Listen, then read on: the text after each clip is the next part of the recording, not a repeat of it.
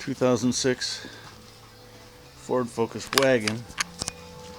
For some reason I don't have a full screen on the video. I don't know how to change that right now, so this is my dog car. I got a check engine light. Gotta keep this car on the road, keep those dogs happy, keep them driving around to the woods and stuff. Since I got a check engine light, I have to pull out my code reader. Digital OB2 code reader. Here's the code reader itself. It's made by Innova. There's a connector.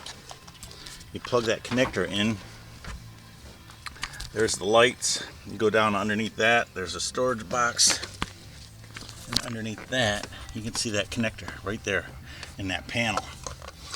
So you have to take this connector here and plug it into that connector. So the narrow side goes up. You can see there's a narrow side and a wide side. The wide side goes down, and I hook it up right, plug it right in here, and it'll start to say read, but it's not going to read anything until you turn the ignition to the on. So you got to put your keys in and then turn it on to the on position, and you can hear it beeping. Now it did a read. Of course, my check engine light is now fixed because I repaired the problem, but I'm just showing you how I started out by reading the code. How come I can't see it? It looks like you can't see it. Is there some, oh, it's 0. And all these right here, these little black things are diagnostics.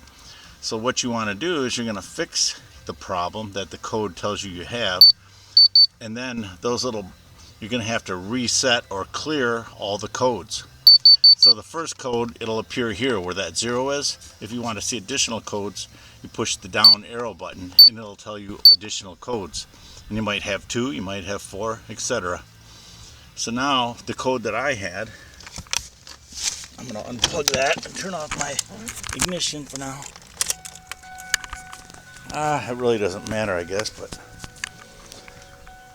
the code that I had, I was throwing a PO491, my check engine light, when I read the codes, PO491 and PO410. And that's indicative of the secondary blower motor. The secondary blower motor circuit has about 5 components, maybe 6 components in it. The blower motor itself is right underneath this right headlight. So you have to remove this bolt. I might have to remove this panel to get to it. This screw and this screw.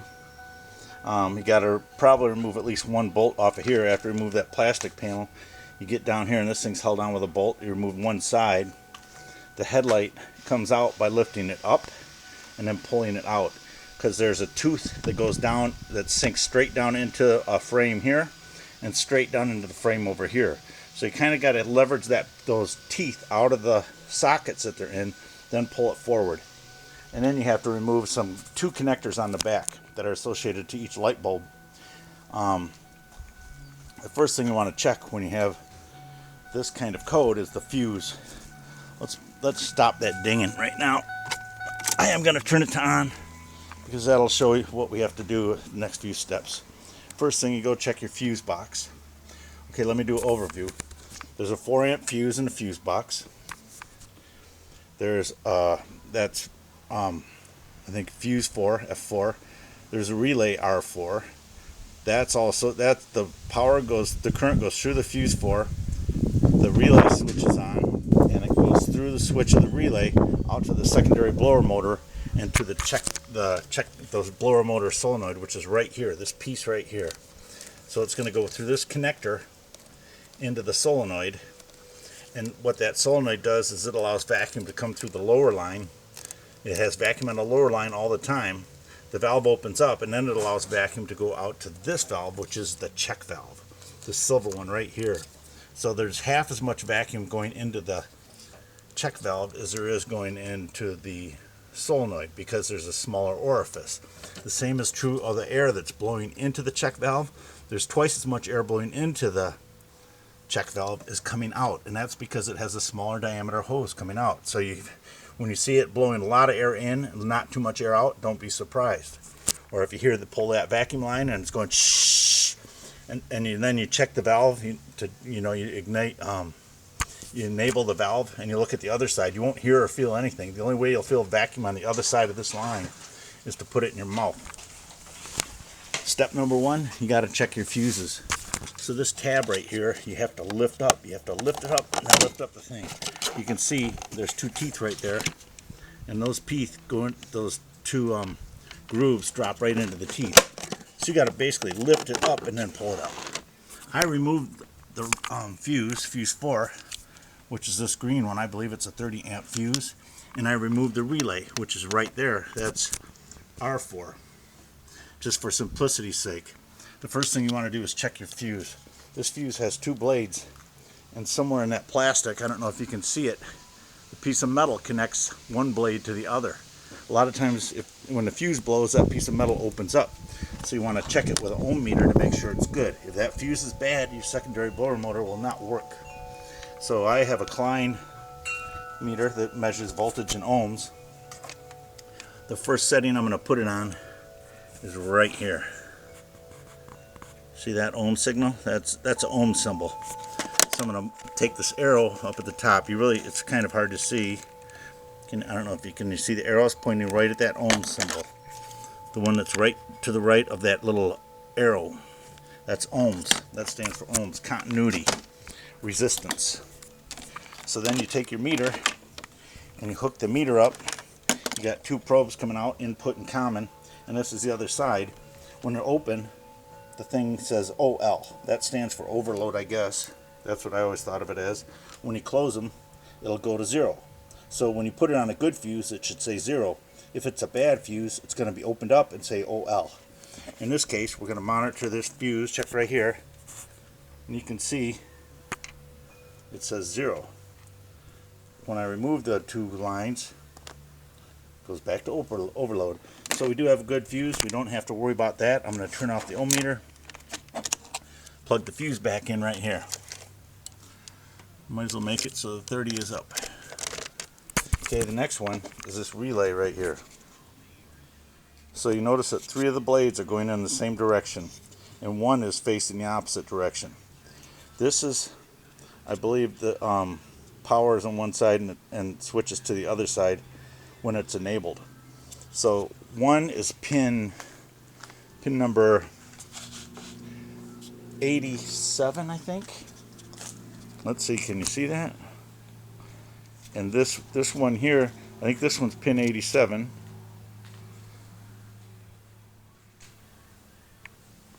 I can't quite read it. So this one that's 90 degrees out, I think it's pin 87, numbered 87. And this one has 30 labeled over the top of it.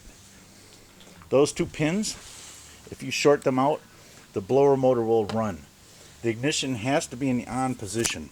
So this is your first test to see if your blower motor works. Since you know the fuse works, now we're going to test the blower motor by shorting across these 2 points here. Let me show you where we're shorting exactly. Okay, so here's the relay. We're looking at this one right here, which is running this direction back and forth, and you go right across to it to this one right here. Okay, you're going to short those 2 pins. This one here, which is going this way, and then the one directly across from it, which is going that way. So I have a wire that's held in, the jaws of a pair of needle nose, and so we'll line that up and we'll hook it up from one side to the other, and you can hear the blower motor running. That's it, running under the headlight. When I remove the jumper, the blower motor stops running. There's another way that you can test the blower motor. If we plug this one back in, you can see the flat side has to go towards the passenger, the cabin, and the 3 flats are all facing this way. So we'll plug that one back in. We can shut that because we're done there. Another way that you can make the blower motor run is to take a jumper from ground. The other side of that is this black pin. If you can take a wire from ground, anywhere ground, anywhere that touches the chassis, but I just use the battery cable for convenience, and you connect it to the right side, the left side of this connector that's going into the check valve. This is the check valve right here. and you can see that electrical connector goes in right there. I marked the side that you jumper with a silver minus sign. So if you plug in this wire, short it to ground, hear the blower motor running, remove it, it's not running. Okay, that also enables the solenoid at the same time, I do believe. So now we know the blower motor works. We've shown you 2 ways to test that. The blower, so let's say your blower motor doesn't run. Usually it's very common that the actual failure was here in the check valve, because it has a valve that flaps this way and that way to let air blow through. So when the vacuum pulls on it, because the solenoid goes off, it enables the solenoid. Now vacuum is going to the check valve. It's got this flap that goes, opens up, and it lets vacuum through. The vacuum lets that through, it opens that valve, and now air that's blowing into this side right here will now come out the other side and blow into your head, and the circuit's complete and it's done its job. This circuit is only meant to run when the car first warms up. It runs for maybe 2 minutes. So you aren't going to expect to see it run any other time. So let's say you short it out, either this to ground or you short it across those 2 points on the relay, and your blower motor didn't run. You will have to replace it. That'll require removing this bolt right here in the corner. It'll require removing, at least for me, some people I've seen pull it out without going any further, but I removed this whole plastic bracket. Goes across, it kind of sits on the grill. It was easier for me to get it off. I removed this bolt and this bolt. This is actually just a spring clip. So you lift this up a little bit. So I kind of screwed mine up, but normally you lift these up just a little bit like that, and now the whole thing should pop out. See that? And you can see it's a spring clip.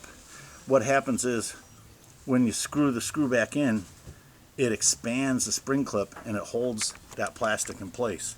So you push that back in like this, you push this one back in like this, and you screw it in.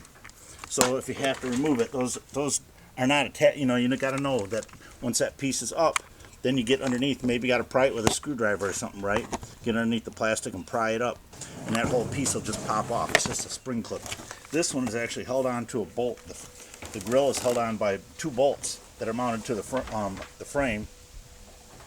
I only had to remove the left side, and then once I removed this piece and I removed the grill, that meant that I removed that bolt. That meant I could lift the light up to get those 2 pins that are sunk into the frame out of the holes that they're in, and then pull it straight forward. And you just kind of got to work it out, because there are things kind of you have to fight. It's got things pressed up against it. It's not necessarily just going to slide out. It's a little bit of battle. You got to jiggle it and stuff. Then there are 2 connectors on the back, and those connectors have teeth, just like this fuse box. You have to kind of lift it up before you remove the connectors. If you don't, you might bust off the connector. I did. Not the end of the world. I fixed mine with a tie wrap. So the blower motor underneath the headlight has a plastic line that runs in front of the radiator. Then it kind of squirrels out underneath, and it comes out over here right beside the battery. It goes underneath the solenoid, and it goes out to this check valve. On mine, the actual clip was crimped on. It was the original one from the factory, so I had to cut it off. And I used a pair of dikes, these right here, and there was like a crimp that was standing up higher than the hose, and I just put it in there and I went and it cut right through it, and I replaced it with a regular hose clamp. I feel like I have popcorn in my mouth, in my lungs, my throat. So what happened is, and after I replaced my blower motor, I removed the battery. I removed this bracket with these 2 bolts right here, and there are 2 more down there, 2 more little bolts, and I removed that bracket, and then I disconnected this line from the check valve, and I had the ignition key on, and I shorted from ground that pin on the solenoid. The blower motor is running. I blew water out of that hose for seconds. So then I let it resettle, and then I ran it again, and it blew out water for about a second. So then I replaced the check valve, the blower motor, and I actually replaced my solenoid because I didn't know about the fact that there was half the vacuum coming out of the solenoid. So I thought it wasn't working because I heard the vacuum going in, but I couldn't hear it coming out. Man, every one of these gets ruined by something or other. So this was the original vacuum line from Ford. It's got a special rubber connector that plug into both those outputs or inputs to the check valve or the solenoid valve. We normally go right down there over those two, and there are barbs on those two pipes that stick out of it. And the other end of this one, the one without a hose on it, would go into the hose, the vacuum line in. See that white, that right there is a barb that is going into that hose and into that hose. Normally that one would fit in the back. You just push that over those two pipe hoses or lines, and the other side would go to your check valve. I think that is about it. If you wanted to actually test the output of the check valve, you have to have the car running, because you don't get any vacuum unless the car is running. The only way you're going to hear vacuum out of here is the motor has to be running. So if you want to disconnect it and see if there's vacuum going there and vacuum coming out, you turn on the motor, actually start the engine, and the other side, you can't feel it and you can't hear it, but if you put it in your mouth, you'll be able to tell what it was. And when I had the original vacuum line on, it was too short to put in my mouth, and it was kind of dirty. But I bought some new vacuum line from Dorman at the local auto parts store. It's hard emission tubing, 47421, and it was 2 or 3 feet. And so I had a lot of extra, and I put it in my mouth, and I could feel the vacuum. And so once I did that, once I got it fixed, then I had to put it through. I had to clear the codes. So you can either disconnect the battery for about 5 minutes, or you can reset it with your code reader, and that we just follow the instructions on your code reader. But if you disconnect the battery for five minutes, then you put the ground back on, all the codes, you won't read any codes. It'll all be clear. But all the diags that I showed you will be flashing. So we'll put this back in. I'll show you once again. I think it's on. Yeah, it's on. So all those brown, black circles will be flashing because they have to be reset by doing a drive cycle. And I reset all of mine except for the EV code. It took like a 5-mile drive, going 45 miles at constant speed, 45 miles per hour for 5 miles. I probably drove about 2.5 miles to get to that road, and I drove 2.5 miles back. I also let it start cold, and I let it run for 2 minutes to make sure the blower motor was detected, the new blower motor that I installed. And then I had to let it sit for another, I let the car sit overnight. They say it takes about 8 hours for it to really get cold again. I let it sit overnight, and then I started it again and let it warm up for 2 minutes. So again, the blower motor I knew was active, and I drove it to work. It was a 50-mile drive to work. It's probably about 3 miles to the freeway on side streets, up and down some hills. Then I drove another 40 miles on the freeway. I drove a constant speed. That's what they recommend, 65. And I drove about another 3 miles to get out, or maybe a mile to get from the freeway to work. Still hadn't reset. The whole time I had my code reader plugged in, and it keeps updating, and I keep looking for that last flashing EV diagnostic to go solid. Once it's solid, then you know you're good. Well, when I went back to the freeway, 1 mile, I was coming home from work. It reset at about maybe another 5 miles. After 5 miles on the way home, it reset, and then everything was reset. No more codes, and it was ready to roll. Sorry about the choking on the little fragment that was in my throat. All right, bye.